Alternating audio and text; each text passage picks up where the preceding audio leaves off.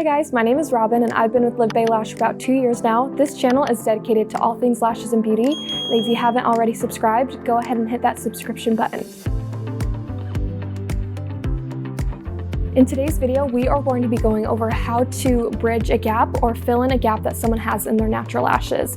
So that could be whether them picking out their lashes, previous lash damage from some previous lash extensions. So I'm just going to kind of show you guys step by step on how to kind of camouflage those lashes so you can't see that visible gap.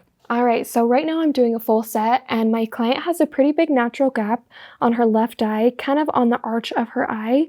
You can see that there's a bunch of lashes right here and then one strong one right here and then a few over here. There's one hiding under there.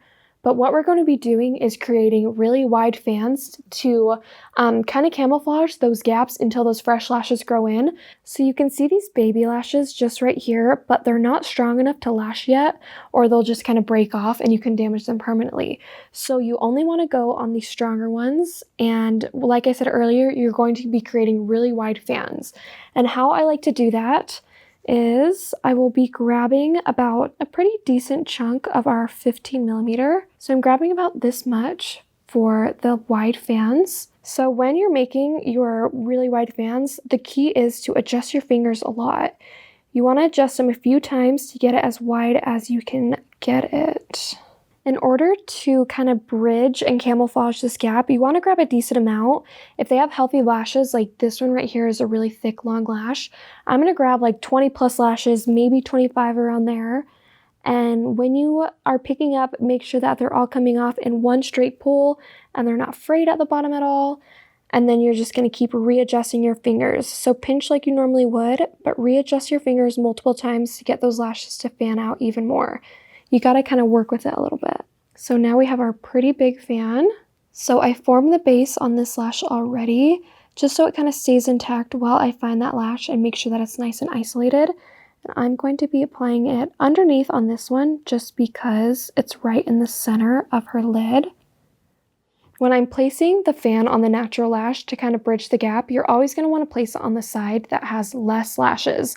And on this one, it's kind of even, but it's falling a little more to the left. So I applied it underneath, but kind of to the left side just to kind of camouflage it so it'll naturally go over that way a little bit to help cover her up.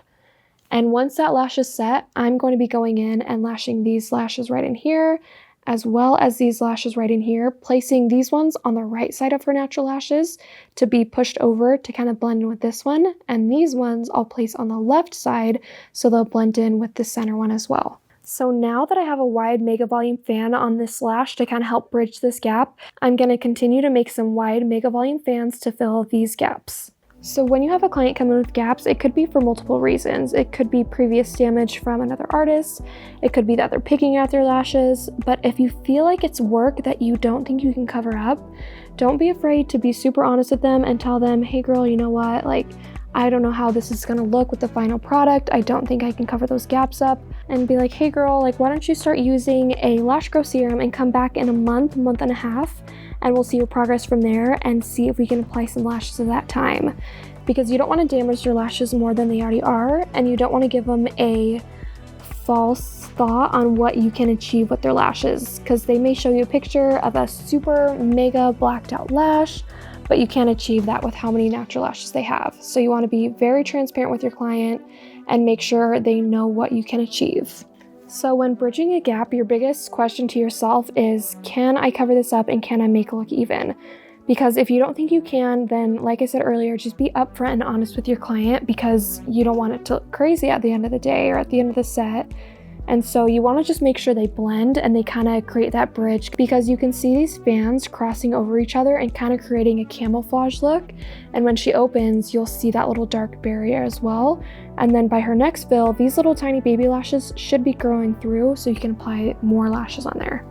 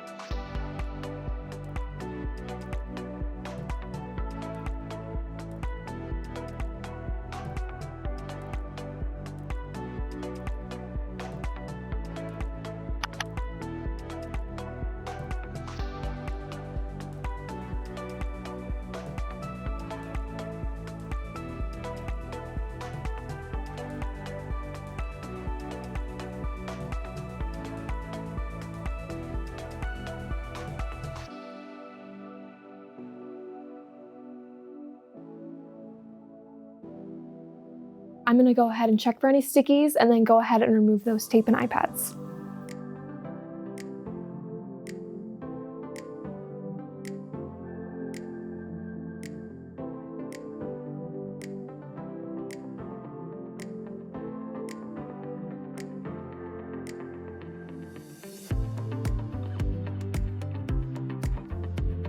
So now that we've finished her and we have her all filled up and we fixed those gaps, I'm gonna have you go ahead and open. And you can see right in here, that's where the big gap was, but because we did those wide fans and we applied them on the outsides, it kind of camouflages those gaps. And that way she still has time for those baby lashes to grow in while she's still able to have lashes and get them done and still make them look really good. Thank you guys so much for watching this video. We hope that it brought some value to you. Question for you guys, have you ever had to fill a lash gap before?